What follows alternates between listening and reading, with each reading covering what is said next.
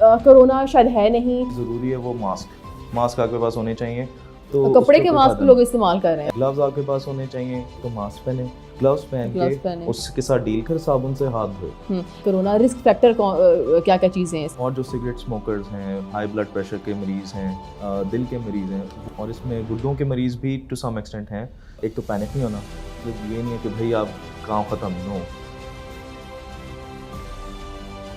बिस्मिल्लाहिर्रहमानिर्रहीम, अस्सलाम वालेकुम। आप देख रहे हैं QS हेल्थ और मेरा नाम है यमुना चट्ठा। आज हमारे साथ मौजूद हैं डॉक्टर मोहम्मद असद अरशद, जो कि एक जनरल फिजिशियन हैं और मेडलिन मेडिकल कॉम्प्लेक्स के MD भी हैं। तो आज हम इनसे डिस्कशन करेंगे कोरोना के बारे में।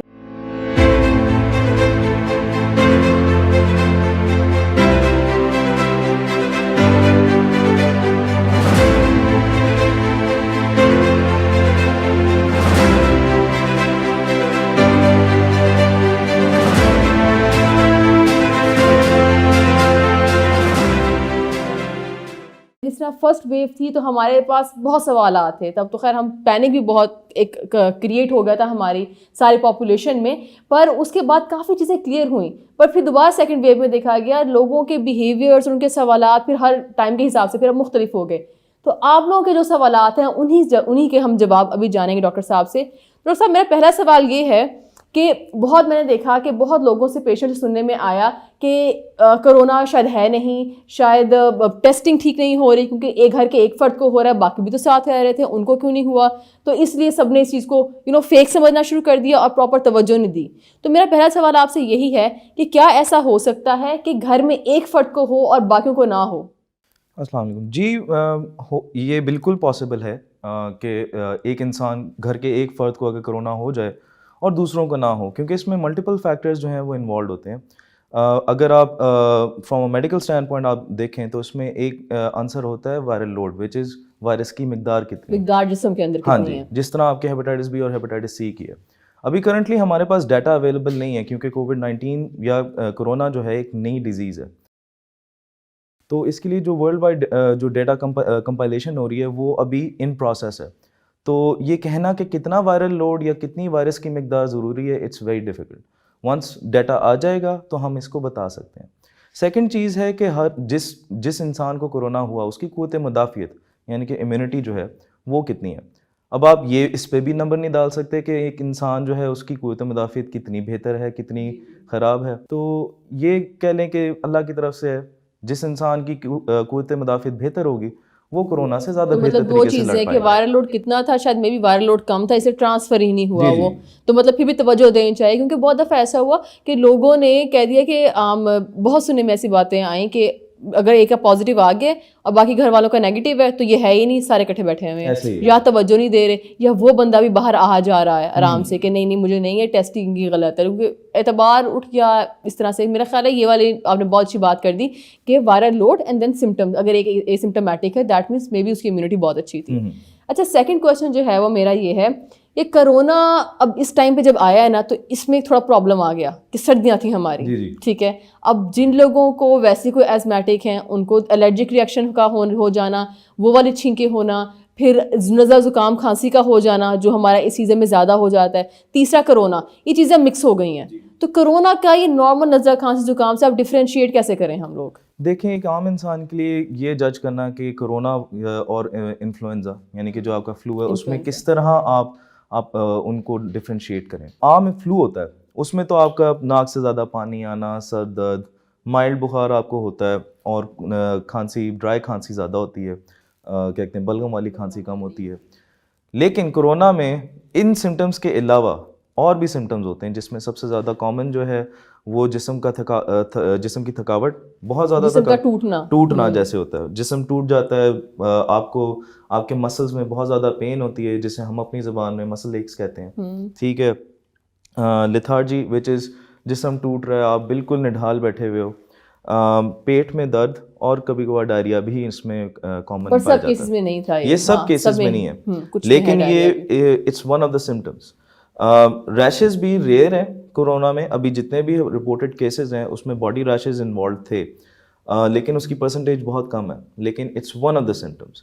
आँखों का लाल हो जाना, in addition to all these symptoms, वो भी CDC और WHO ने इस सिम्टम को भी इन्वॉल्व कर दिया है ठीक रिसेंटली। है, आंखों का लाल हो जाना, ठीक है। तो इस तरह की डिफरेंट सिम्टम्स जो हैं कोरोना में इन्फ्लुएंजा से थोड़े से डिफरेंट हैं।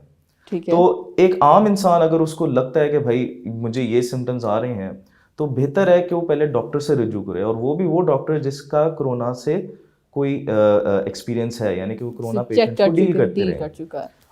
हमारे सोसाइटी में ये सबसे बड़ा मसला है कि हम लोग खुद ही दवाइयाँ लेना शुरू कर देते हैं, खुद ही एंटीबायोटिक सेल्फ मेडिकेशन करते हैं। हमें नहीं पता कि किस दवाई का क्या। लोगों ने डॉक्टर साहब कोरोना को पढ़ा भी इतना है कि अब एंटीबायोटिक्स उन्होंने घर में लेने शुरू कर दिए। थोड़ा इस पे ज़रूर प्लीज़ तवज्जो इनकी ज़्यादा दिलवा दें नाजरीन की कि एंटीबायोटिक मेडिकेशन तो कभी खुद करते ही नहीं है, इनकी हर एंटीबायोटिक सेम नहीं है। ज़रा इस पे प्लीज़ थोड़ा सा बता दें। हर एंटीबायोटिक देखें, उसका काम डिफरेंट है। किसने अपर रेस्पिरेटरी ट्रैक इन्फेक्शंस को ट्रीट करना है, किसने लोअर रेस्पिरेटरी, कौन पेट है, कौन किसने छाती के लिए, हाँ छाती के लिए, किसके लिए आपके कहते हैं पेट में अगर कोई इन्फेक्शन है तो उसके लिए डिफरेंट एंटीबायोटिक्स हैं। तो आजकल जैसे कॉमन है एजोमैक्स, जी जिसको भी लगे कि जी कोरोना है वो एजोमैक्स लेना शुरू कर देता है। बिल्कुल ऐसे ही। तो डायरेक्ट आप नहीं लेते, बेहतर यही होता है कि आप डॉक्टर से रिव्यू करें और डॉक्टर की जो रिकमेंडेशंस हैं उसको फॉलो करें। हमने दरमियान में ये सिर्फ हमारी सोसाइटी में नहीं, अमेरिका में भी ऐसा हुआ है। अमेरिका और यूके, बाकी जो आपके जो वेस्टर्न सोसाइटी डेवलप्ड कंट्रीज, वहाँ पे होर्डिंग स्टार्ट हो गई थी। अब वहाँ पे डेटा आया कि जी इनिशियल डेटा था कि HCQ जो हाइड्रोक्लोरोक्विन है वो जी उसका कोई रोल है कोरोना कोई इन्फेक्शन ट्रीट करने में। लोगों ने होल्ड करना शुरू कर दी, मार्केट से HCQ खत्म हो गया। जिन लोगों को बेचारों को जोड़ों का दर्द था, रूमेटॉइड आर्थराइटिस, जो यूज करते हैं, जिनकी एक्चुअल मेडिकेशन है, बहुत दफा हम इस तरह, मुझे भी काफी लोगों ने फिर कहा कि यू वर्क इन हॉस्पिटल, आप देखें खत्म हो गए, मेरी माँ को प्रॉब्लम है, उनके जोड़ों, वो आई रिमेम्बर दैट टाइम, वो पूरा 2-3 हफ्ते मिली ही नहीं थी मेडिकेशन, इतना ज्यादा हो गया था। ऐसा ही है। सही। अच्छा, ये एक और चीज़ मुझे प्लीज़ बताइएगा कि जिस तरह हमने दवाइयों की भी बात की, एक और चीज़ बड़ी देखी गई कि अब जो पहली वेव चूँकि हो चुकी है, उसे मेडिकेशन का एक प्रॉपर एक पैटर्न था, ये देनी है फिर ये देनी है, तो लोगों ने कोरोना सर्वाइवर से पूछी और उनको याद कर लिया, उनको लिख लिया और फिर वही बात सेल्फ मेडिकेशन यूज़ करनी शुरू कर दी। तो ये चीज़ नहीं होनी चाहिए। उसके अलावा सप्लीमेंटेशन में बहुत बात हुई कि फ़लाना न्यूट्रिएंट इंपॉर्टेंट है, अब वो तो मेरी फील्ड है ना, तो मैंने तो इतनी बातें सुनी कि डॉक्टर साहब बस आप एक काम करें, आप मुझे वो न्यूट्रिएंट बता दें जो बॉडी में डाल दिए, अब कोरोना नहीं होना मुझे, या अगर होगा तो सिम्टम्स ज़रा कम होंगे। विटामिन C की बात हुई, D, A, B, C, D सबकी बात हो गई।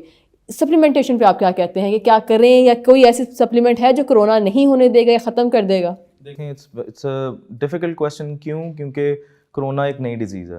किसी खास सप्लीमेंट का नाम लेना, अब जैसे सना मक्खी का दरमियान में एक आया था, ठीक है, लोगों ने धड़ाधड़ सना वो भी ऐसे ख़त्म हुई थी, ऐसे ही ख़त्म हुई, और बेचारे लोग फिर डायरिया के साथ आ रहे थे। बजाय कोरोना के मसले हों, वो बेचारे डायरिया के साथ डिहाइड्रेशन के अलग प्रॉब्लमेटिक चीज़ है। हाँ जी, तो बेहतर यही है कि अगेन मैं इस चीज़ को एम्फसाइज करूँगा, खुद दवाई या खुद सप्लीमेंटेशन लेने से बेहतर है कि आप डॉक्टर की रिकमेंडेशन फॉलो करें, ताकि आप एक सेट पैटर्न और एक सेट डायरेक्शन के साथ आप अपनी डिजीज़ को ट्रीट करें। ठीक है, अक्सर यही होता है कि लोग दरमियान में विटामिन C का हुआ था कि विटामिन C आप ज़्यादा लेना शुरू कर दें, लोगों ने तो हाइपोविटामिनोसिस हो जाता है उससे, तो फिर बहुत सारी चीज़ें हो जाती हैं। तो बेहतर है कि खुद चीजें असल में सप्लीमेंट्स को लेके ना, चूंकि ओवर द काउंटर बड़े आराम से मिल जाते हैं ना, आपको कोई प्रिस्क्रिप्शन नहीं चाहिए इसके लिए, आप जाओगे कहोगे विटामिन C का देते हैं, वो 4 दिखाएगा, आप एक चूज करके आ जाओगे अपने नॉलेज के हिसाब से।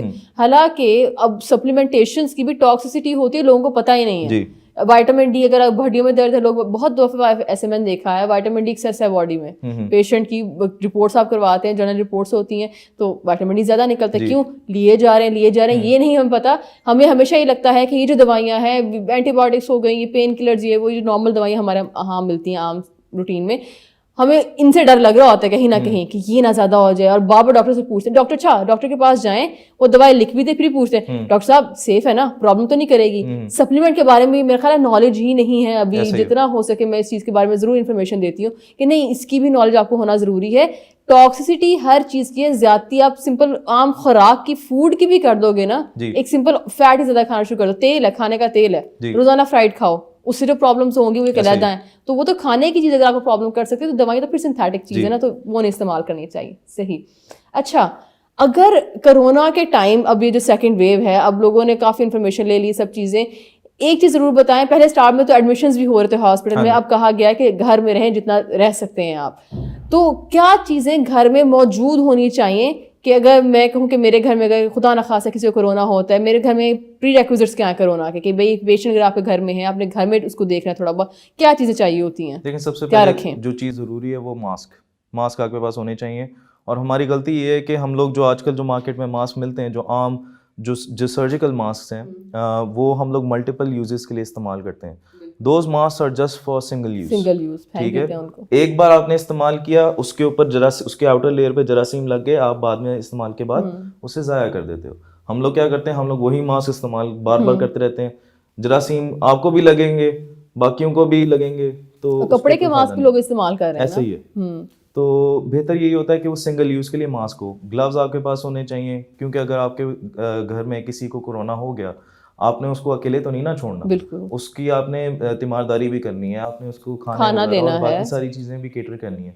तो जिस बंदे ने उसको केटर करना है, वो अपना एक तो मास्क पहने, ग्लव्स पहन के उसके साथ डील करे, और फिर बाद में वापस आके डिस्कार्ड करनी है वो चीजें, डिस्कार्ड करे और फिर साबुन से हाथ धोए। Every time you go to a patient's room, जब भी आपने कमरे का दरवाजा खोलना है उस इंसान का, आपने आके मास्क और ग्लव्स फ्रेश लेने हैं, ना उनको धोने डालना है और ना ही उनको दोबारा यूज करना है, और उनको ऐसे डस्टबिन में फेंकने जो घर से बाहर हो, रेगुलर यूज से घर वाले भी नहीं। अच्छा, दूसरा एक और चीज कि एक हवा में सांस लेना, जैसे हमने कहा घर में है पेशेंट, अगर हमें फॉर एग्जांपल कोई बुजुर्ग है, चलो बच्चे तो फिर थोड़ा आवाज़ वूज दे दी, हमें थोड़ी टेंशन नहीं होती, कोई बुजुर्ग हजरात हैं उनको कभी होता है, तो अगर एक कमरे में 6 फुट दूर अगर 2 बेड रख दिए जाएं, तो ये क्या चीज़ ठीक है? एक हवा में सांस लेने से कोई प्रॉब्लम होगी?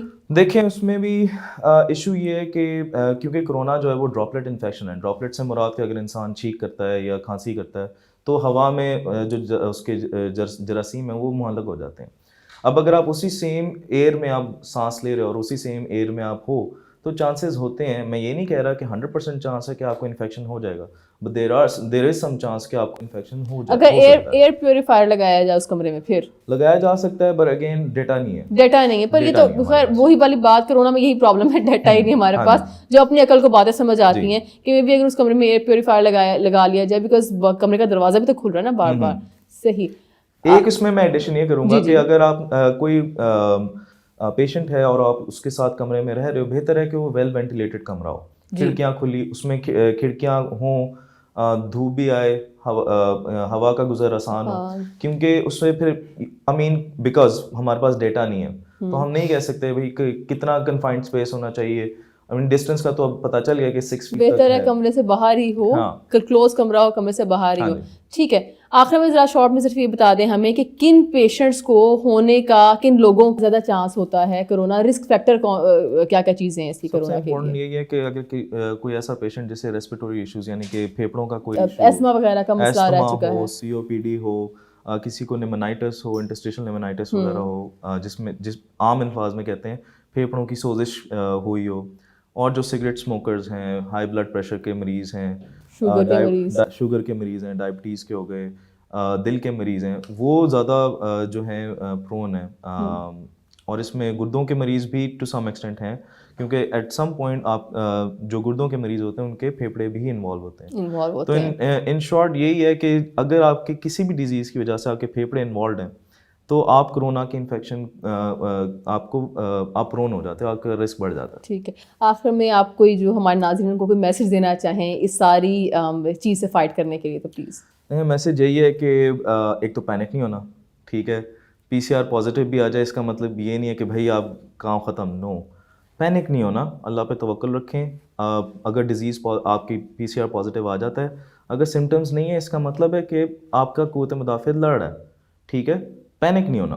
अगर सिम्टम्स आ भी रहे हैं, ऐसी चीज़ें जो आपसे नहीं मैनेज हो रही, हमेशा डॉक्टर से रजू करें, ख़ुद से दवाइयाँ ना लें, ख़ुद से सप्लीमेंटेशन दवाइयाँ, ओवर द काउंटर ड्रग्स ना लें, और कोशिश करें कि जो प्रिकॉशंस हैं, जो आम प्रिकॉशंस CDC और WHO और हमारी गवर्नमेंट ने जो प्रोवाइड की हुई हैं, उनको आप सही तरह फॉलो करें। मास्क पहने, ज़्यादा क्राउडेड एरिया में ना जाएं, हाथ धोएं, आपके पास सैनिटाइज़र होना चाहिए, और कोशिश करें कि आजकल जिस तरह, क्योंकि शादियों का सीज़न है इसलिए मैं बता रहा हूँ, कोशिश करें कि अवॉइड करें, ज़्यादा गैदरिंग्स होंगी, आप उतना ही आपका रिस्क बढ़ेगा। अगर कोई पेशेंट उसमें दरमियान में कोरोना का पेशेंट निकल आए तो फिर बाकी लोग भी शायद कोई भी risk हो मसला जाता होता है कि डिफरेंट एरियाज से, डिफरेंट सिटीज से लोग इकट्ठे होकर एक जगह पे आए होते हैं। ऐसा ही है। सही, thank you so much doctor साहब, Thank आपने you. हमें टाइम दिया।